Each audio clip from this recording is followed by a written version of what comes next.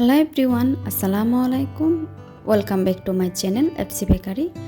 আজ আমি আপনাদের সাথে কোনো কেকের রেসিপি নিয়ে আসি নাই। আজকে আমি আপনাদের সাথে শেয়ার করব 1 পাউন্ডের একটা কেক খুব সহজে আপনারা ডেকোরেশন করতে পারেন। আর এই ভিডিওটি দেখার আগে অনুরোধ করব, যারা আমার চ্যানেলটি সাবস্ক্রাইব করেননি তারা সাবস্ক্রাইব করে সাথে থাকা বেল আইকনটি ক্লিক করবেন। এতে করে আমি কোনো রেসিপি আপলোড করলে আপনারা সাথে সাথে নোটিফিকেশন পেয়ে সবার আগে দেখতে পারেন। আমি একটা 10 ইঞ্চি বোর্ড নিয়েছি। বোর্ডে সামান্য পরিমাণ ক্রিম দিয়ে কেকের একটা স্লাইস বসিয়ে দিয়েছি। এখন দিয়ে দিচ্ছি সুগার সিরাপ। 1/3 কাপ পানিতে 2 টেবিল চামচ চিনি দিয়ে আমি সুগার সিরাপ তৈরি করে নিয়েছি। তারপর দিয়ে দিয়েছি ক্রিম।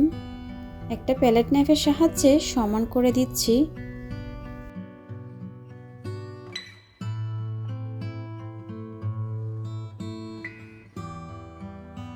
ক্রিমটা যখন সমান হয়ে যাবে দ্বিতীয় স্লাইসটাও বসিয়ে দিচ্ছি। এখন আমি ক্রাম কোটিং করে নিচ্ছি।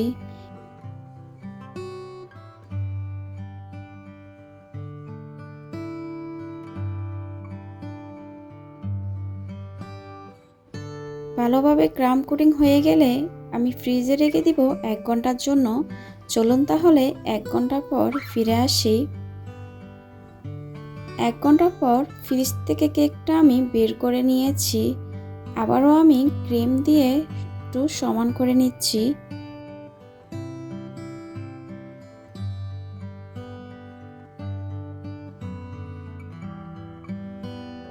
সাইডে ভালোভাবে ক্রিম দেওয়া হয়ে গেলে উপরেও আমি ক্রিম দিয়ে দিচ্ছি।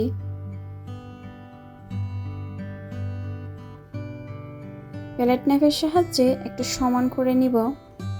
প্যালেট নাইফের সাহায্যে যতটুকু সম্ভব স্মুথ একটা ফিনিশিং দিয়ে দিব।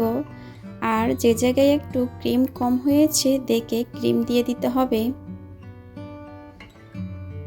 আমার স্মুথ ফিনিশিংটা চলে আসলো। এখন একে একে গোলাপ তৈরি করে নিয়ে কেকের উপর বসিয়ে দিব। আপনারা একটু ভিডিওতে লক্ষ্য করুন গোলাপটা কিভাবে তৈরি করা হচ্ছে।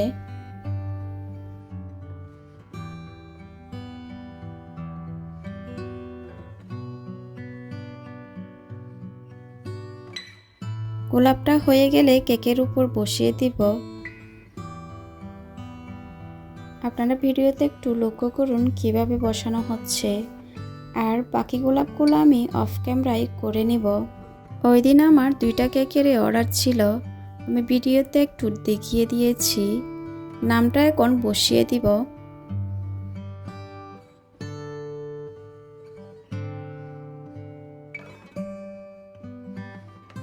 দেখার সৌন্দর্যে কিছুটা সুগার বল দিয়ে দিচ্ছি। এরই মধ্যে আমার ভিডিওটা সম্পূর্ণ হয়েছে।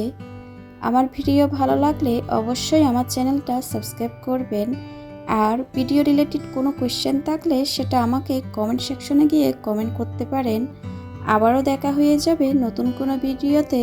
ততক্ষণ পর্যন্ত ভালো থাকেন, সুস্থ থাকেন। আল্লাহ হাফিজ।